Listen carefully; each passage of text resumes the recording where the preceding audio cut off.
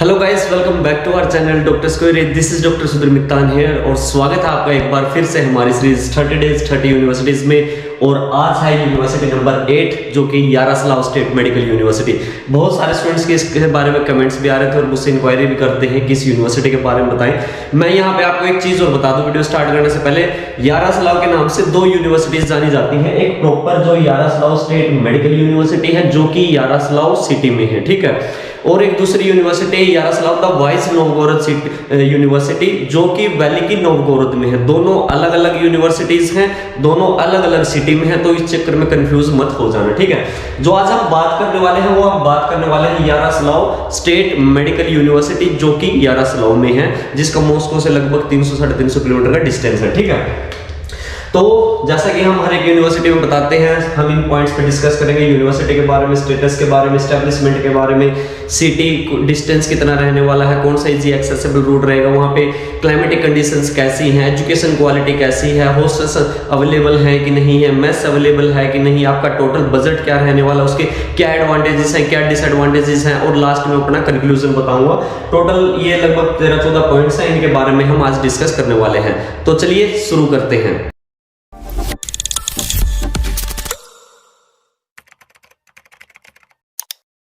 तो सबसे पहले बात कर लेते हैं अबाउट यूनिवर्सिटी। जैसे कि आपको नाम से ही पता चल रहा है, यारास्लाव स्टेट मेडिकल यूनिवर्सिटी ये एक स्टेट यूनिवर्सिटी है, फेडरल यूनिवर्सिटी नहीं है। अगर हम इस्टेब्लिशमेंट के बारे में बात करें तो इसका जो इस्टेब्लिशमेंट हुआ था 1944 में इस्टेब्लिश हुआ था। उस टाइम पे ये इंस्टीट्यूट हुआ करता था, उसके बाद से धीरे धीरे अकेडमी बनी और फिर 1994 में ये कंप्लीटली मेडिकल यूनिवर्सिटी बना दी गई थी, ठीक है।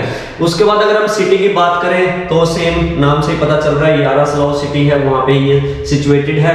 अगर हम डिस्टेंस की बात करें, मॉस्को से जो इसका डिस्टेंस रहने वाला है वो करीब आपका 300 किलोमीटर यहाँ पे रहने वाला है, ठीक है।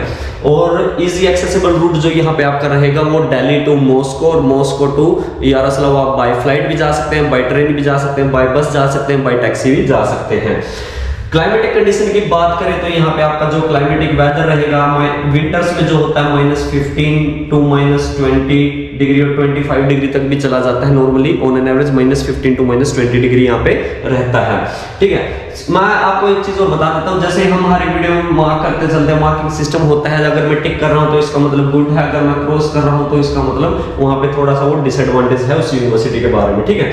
तो यहाँ पे अगर हम बात करें एस्टेब्लिशमेंट से रिलेटेड कोई इशू नहीं है, ठीक है। डिस्टेंस का भी बात करें, यहाँ पे भी आप चूज कर सकते हैं। क्लाइमेटिक कंडीशन तो नॉर्मल होती ही है हर एक जगह इतनी। रिकॉग्निशन की बात करें तो रिकॉग्नाइज्ड है ऑल ओवर वर्ल्ड में, एनएमसी से रिकॉग्नाइज्ड है, WHO से रिकॉग्नाइज्ड है, ठीक है, ECFMG से रिकॉग्नाइज्ड है। यानी कि अगर आप यहाँ से MBBS करते हैं तो आपकी जो डिग्री होगी वो ऑल ओवर वर्ल्ड में रिकॉग्नाइज होगी। मीडियम ऑफ टीचिंग की बात करें तो ये इंग्लिश मीडियम अभी इन्होंने किया है 2021 से ही, मतलब 22 से ही, जब यहाँ पे इंडियन स्टूडेंट्स जाना स्टार्ट हुए थे। यहाँ पे एक चीज और बता दूं कि यहाँ पे जो इंडियन स्टूडेंट्स है रिसेंटली 1-2 साल से ही जाना स्टार्ट हुए, उससे पहले से इंडियन स्टूडेंट्स यहाँ पे कोई नहीं पढ़ रहा है। जो मोस्ट सीनियर बैच है वो 2nd या 3rd ईयर में ही है, ठीक है। रैंकिंग की अगर हम बात करें, जो कंट्री रैंक है वो लगभग 294 है और वर्ल्ड रैंक है जो वो करीब 7700 के करीब यहाँ पे रहती है। तो रैंकिंग में यहाँ पे मैं इसको थोड़ा सा क्रॉस देना चाहूंगा। जो मीडियम ऑफ टीचिंग है यहाँ पे भी मैं थोड़ा सा इसको क्रॉस देना चाहूंगा, क्योंकि रिसेंटली उन्होंने इंग्लिश मीडियम स्टार्ट किया है तो उनके पास इतनी इनफ फैकल्टी नहीं होगी जो हर एक डिपार्टमेंट में हर एक टीचर इंग्लिश बोलता हो, तो कहीं ना कहीं आपको जो एक्सपीरियंस है वो लैकनेस उसका फील होगा, ठीक है। रैंकिंग में मैं क्रॉस लगाना चाहूंगा क्योंकि रैंकिंग इतनी कुछ खास अच्छी नहीं है। एजुकेशन क्वालिटी की बात करें तो एजुकेशन क्वालिटी यहाँ पे ऑन एन एवरेज ही आपको मिलेगी, ना इसको गुड कह सकते हैं ना इसको बैड कह सकते हैं। एवरेज यूनिवर्सिटी है, एवरेज एजुकेशन क्वालिटी आपको यहाँ पे मिलने वाली है।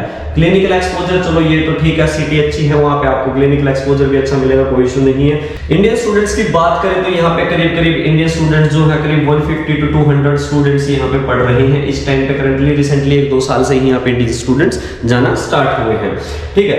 FMG पासिंग रेशियो की बात करें तो यहाँ पे क्रॉस है, कोई FMG पासिंग रिजल्ट नहीं आया है क्योंकि अभी तक कोई बैच ही ग्रेजुएट नहीं हुआ यहाँ से, तो FMG पासिंग रेशियो का कैसे पता होगा, ऑब्वियस सी बात है। तो काइंड ऑफ हम यहाँ से आइडिया लगाते हैं कि यूनिवर्सिटी की एजुकेशन क्वालिटी कैसी रहेगी। यहाँ पे जो मैंने आपको बताया रैंकिंग के हिसाब से या फिर वहाँ का जो थोड़ी बहुत हमने जो रिसर्च की, उस रिसर्च के बेसिस पे मैं कह सकता हूँ कि ऑन एन एवरेज आपकी यहाँ पे एजुकेशन क्वालिटी रहेगी, ना ज्यादा अच्छी ना ज्यादा बुरी।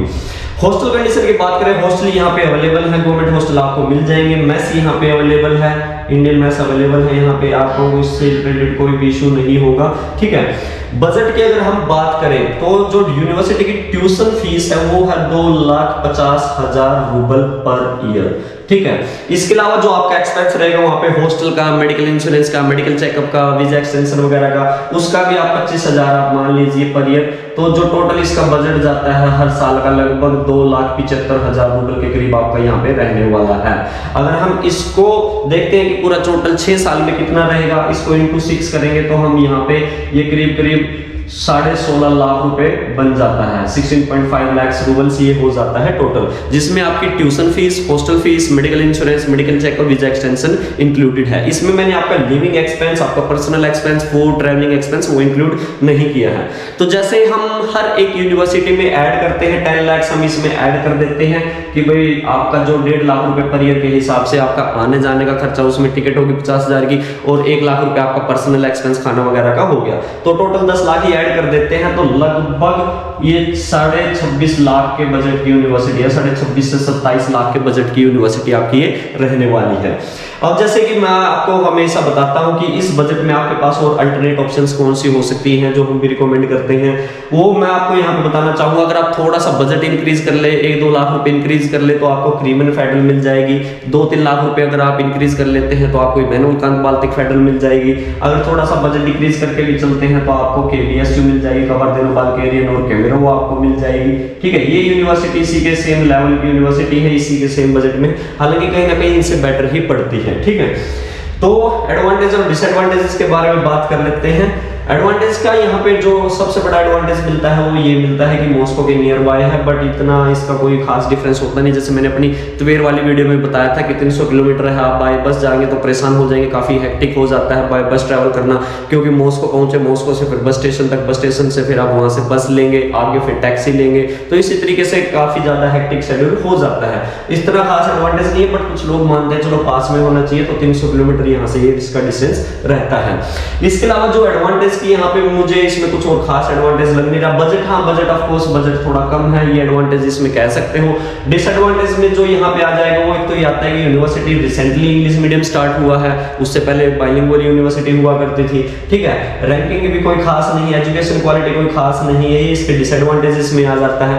बट 26-27 लाख का बजट अगर आपके पास है तो मैं या तो आपको रिकमेंड करूंगा कि आप 24-25 लाख के बजट में कबरदिनो बाल्केरियन या कैमेरो में ले लीजिए, या फिर आप थोड़ा सा बजट इंक्रीज करके 2 से 3 लाख रुपए का बजट इंक्रीज करके आप one of the best universities जो है रशिया के अंदर फेडरल यूनिवर्सिटीज है, जैसे क्रीमिया फेडरल है, ठीक है, वो आप ले सकते हैं, या IKBFU आप ले सकते हैं, ये भी अच्छी यूनिवर्सिटी, बहुत ही बेहतरीन यूनिवर्सिटी। अगर आप मतलब आपके पास ऑप्शंस है कि अगर आप 2-3 लाख रुपए का, मतलब मेरा मानना जो पर्सनल जो मेरा ओपिनियन होता है ये होता है कि यार अगर आपको 2-3 लाख रुपए एक्स्ट्रा लगा के कुछ एक बेटर चीज मिल रही है, कोई अच्छी चीज मिल रही है, तो मेरे हिसाब से आपको वो चूज कर लेनी चाहिए। तो अगर आप यहाँ पे बजट करेंगे 28 से 30 लाख रुपए का बजट कर लेते हैं तो आपको इमैनुअल कांत और क्रीमिया दोनों की दोनों ये यूनिवर्सिटीज मिल जाएंगी, ठीक है। कंक्लूजन मेरा यही है कि मैं इसको हाईली रिकमेंड में भी नहीं बोलता हूँ, रिकमेंडेड में नहीं बोलता हूँ, इसको एक मॉडरेट रिकमेंडेड यूनिवर्सिटीज में हम गिनेंगे कि अगर किसी का कंसिडर है कि जैसे फॉर एग्जांपल आपका Immanuel Kant Baltic federal university में एडमिशन नहीं हुआ, या क्रीमिया फेडरल में नहीं हुआ, कबरदिनो में नहीं हुआ, कैमेरो में नहीं हुआ, तब उस टाइम पे आप इस यूनिवर्सिटी को चूज कर सकते हैं। तो गाइस यही मेरा ओपिनियन है। अगर आपको ये वीडियो पसंद आई है तो please like this video, share it with your friends, और अगर आपका कोई और डाउट है किसी और दूसरी यूनिवर्सिटी के बारे में please write down in the comment box. और जो हमारी मैंने आपको बताया था कि यारोस्लाव जो एक वाइस नोवगोरोड यूनिवर्सिटी है उसके बारे में भी आने वाली वीडियोस में मैं उसके बारे में वीडियो बनाऊंगा, और जो इनका डिफरेंस होगा वो भी मैं आपको सारा क्लियरली उसमें समझाते हुए चलूंगा। So guys that's all for today, see you tomorrow.